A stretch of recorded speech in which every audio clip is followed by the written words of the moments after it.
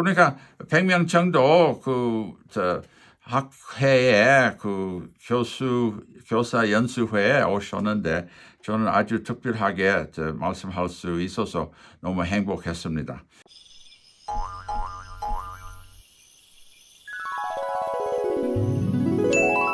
안녕하세요. This is Mark Peterson with the Frog Outside the World Research Center. 오늘 한국말로 우리 미국의 한글 학교 관계 얘기를 하고자 합니다. 이것은 왜 그러냐면은 저는 이번에 애틀랜타 미국 동남부 한국 학교 협회에 초대받았는데 거기 가서 발표했습니다. 거기 보시면은 교회에서 말하는데 동남부 교사 연수회 이거 했습니다. 이것은 동남부이면은 조지아, South Carolina, North Carolina, Tennessee, 또 어디 알라바마. 거기서 사람들이 몇 사람 수백 마일도 오시고 내셔빌에서 오셨고 랄리 드럼, 노스 캐롤라이나, 그린브로, 노스 캐롤라이나 여러 곳에 애틀랜타 근처에 여러 학교가 있습니다. 연수회에 한 100명 정도 교사들 오셨어요. 그 회장이 김대상 씨 교수님이신데 발도스타 대학교 교수하시고 교육학 교수이십니다. 그분은 나를 알게 됐고 유튜브로 알게 됐고 나를 초대하신 거예요. 저기 여러 사람 계셨는데 또 총영사의 대표자도 오셨고요. 또 우리는 애국가, 양국 애국가를 불렀고 또 그들이 나를 키노트 스피커로 소개했습니다. 또 제가 우물파괴 개구리도 언급했지요. 또 여러 가지 강의를 하는데 여기서 툴 하는 것이 아마 침략 신라 통일 이후로 19세기 말 때까지는 큰 침략이 2개밖에 없다 이렇게 강조하는 거예요. 여기 사람을 다 찍었는데 보시다시피 대부분 교사들 여자분들이에요. 여자분들이 애들 토요일 가끔 일요일 한글 학교 하는 활동이 있는데 저는 내용은 이번에 우리 책 나오는 거 우물파괴 개구리가 보는 한국사 관계 좀 했는데 여기 컨텐츠 보니까 3부인데 3부를 확대하면은 평화로운 역사 또한 유교는 2개 또한 미국의 시조 운동 관계한데 이것은 어느 정도 주형인데 다음 행동을 위해 한국 역사는 새롭게 보시는 거요. 새롭게 시선으로 한국 역사 보는 것 또한 유교를 상당히 비평하는데 유교를 살림을 하기 위해 한 거요. 또한 시조는 미국의 시조를 가르칠 수 있도록 이렇게 하는 말씀이 있습니다. 일부 역사를 새로운 시선으로 보자 하는 것은 보통 제 비평이 한국 역사에 아주 수십 년 동안 제가 배웠는데 전쟁도 많고 침략 많이 당했고 혼란도 많고 혼돈도 하고 이런 내용인데 난 좀 다르게 보지 않습니까? 그거 이해하기 위해서 하나 질문을 좀 했는데 이분들에게 김입학 왜 그렇게 많은가? 그 이유가 있지 않습니까? 무슨 이론 있어서 그렇게 많다는 거 있잖아요. 한국 성씨는 김입학은 한국 역사 관계 무엇을 가르칠 것인가 이렇게 얘기를 좀 했습니다. 보통 한국에는 김입학은 문제라고 생각지 않아요. 당연한 일이라고 생각하는데 제가 당연치 않다고 주장하는 거요. 이상하다는 것으로 제가 발표한데 제 보기에는 한국 성씨는 빙산의 일각으로 생각하는 거요. 또 깊이 그 빙산 속에 본다면은 길고 긴 왕조, 세계의 제일 긴 왕조는 한국입니다. 또한 왕조와 왕조가 부드럽게 넘어가는 것이 제 보기에는 사실은 신라 통일서부터 고려는 조선은 왕조가 하나예요. 그 지배층이 하나니까요. 또한 침략은 많지 않다고 다른 나라를 침략 안 해줬고 압록강이 7년 가는 경계선은 세계에 제일 오래 가는 성경입니다. 이거 좀 중요한 거요. 또한 한국에는 다른 나라와 다르게 왕릉을 도굴당하지는 않아요. 훔쳐가지는 않고, 또한 한국의 선비 문화 상당히 중요한 거예요. 문명적인 문화이라고.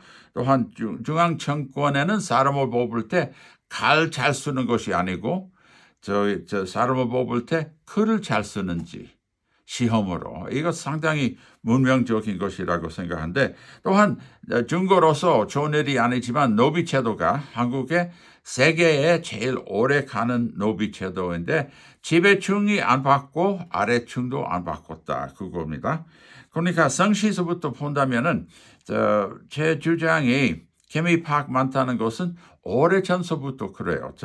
우리 조선 시대에는 좋은 인구 조사는 없어도 문과 급제자의 숫자를 본다면은 지금 한국의 인구가 비슷합니다. 탑 5는 거의 똑같고요. 탑 10은 또 비슷하고, 또 200명 급제자를 따지면은 19등인데 그것도 지금 현대하고 19등하고 비슷한 거예요. 다시 말하면 결론으로 노비 때문에 김씨가 많다는 것이 아닙니다. 노비들 주로 자기 주인의 이름을 따라가는 것은 증명이 되는 거예요. 그러니까 이 탑 10의 평화로운 역사를 제가 그분들에게 설명을 했는데, 2부 유교 관계 했는데 21세기의 유교를 이해하기 위해서 북의 사회의 유교를 이해해야 되는 거예요. 북의 사회의 유교는 북의 사회의 특징들 좀 7개 제가 따져봤는데, 하나는 다른 상속권 없다는 거, 둘째는 다른 제사에 참여하지 않았다는 거, 윤행으로 안 했다는 거, 또 족보는 남자 중심으로, 이것은 북이에요. 또한 남아선호, 무조건 아들이 있어야 된다는 정신, 또한 아들 없으면은 같은 집안에 같은 성씨로 입양하는 것이 15%는 제일 높은 율이에요. 다른 나라를 비교한다면은 한 부부가 아들 못 가지는 사람들, 딸만 아니면 자식 없는 사람들은 한 15%예요. 그러니까 말하자면 한국에 무조건 아들이 있어야 된다는 것이 입양하는 것은 그 15% 율입니다. 또한 결혼을 시집 가는 것뿐이에요. 장가가는 소리가 있지만 북의 사회에서는 시집만 가는 거예요. 그로 인하여 우리가 집성촌 생긴 거예요. 근데 이 천의 유교도 있습니다. 유교는 북의 사회 유교이기 전에 17세기 말 이 천에는 유교도 있었습니다. 그 유교는 오히려 그 7개의 특징을 완전히 다릅니다. 다른 상속권이 있고, 다른 윤행으로 제사를 모시는 거예요. 또한 족보는 남자도 있고 여자도 있고 다 평등하게 나오는 거예요. 또한 족보는 지금 한국의 북의 사회에 생각하는 족보는 위서부터 내리는 건데, 그것도 있지만 아래서부터 올라가는 족보도 있습니다. 그것은 한국의 옛날에는 팔고조도이라는 거 있었어요. 8명 고조 할아버지의 약도 있는 거, 올라가는 거, 나무처럼 가족나무, 서양서 가족나무처럼 하는 거 있었어요. 또한 입양은 거의 안 했고, 남녀 평등하니까요. 또 입양 있을 때는 옛날에는 한국에도 딸도 입양했었습니다. 결혼은 시집하는 일도 있고 장가가는 일도 있어요. 평등하게 있었고요.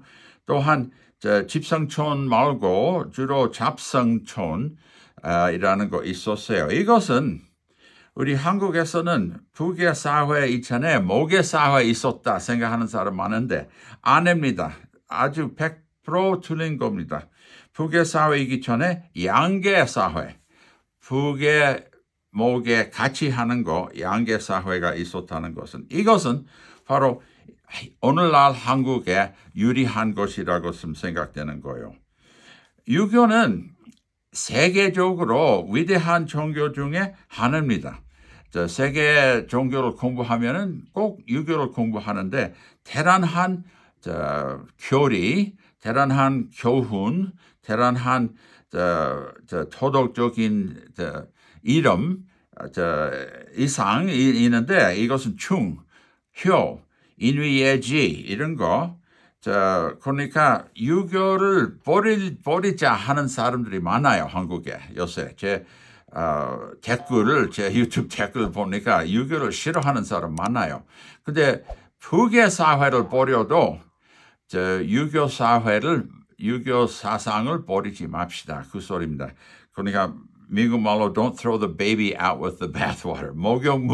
목욕탕에 물 버릴 때 그 아기를 버리지 마요. 아기를 보존하고 아기는 유교 사상입니다. 네. 또한 세 번째 부분은 시조, 미국의 시조 운동을 좀 설명했는데 그 애틀랜타 대회에서 그것은 분반으로 나누어서 난 앉아서 시조 관계 얘기들도 했고요.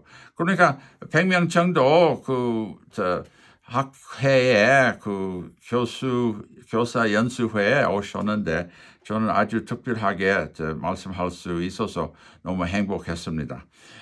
이것으로 제가 여러분들께 알려드리고 미국의 한국말을 잘 가르치도록 또 이것 주로 우리 한국 교포를 위한 건데 교포 아닌 사람도 많이 참석해요 요새 한국말 배우려고. 그러니까 상당히 좋은 운동이라고 생각하는데 난 그것에 말씀할 수 있는 기회에 있어서 아주 기뻤습니다.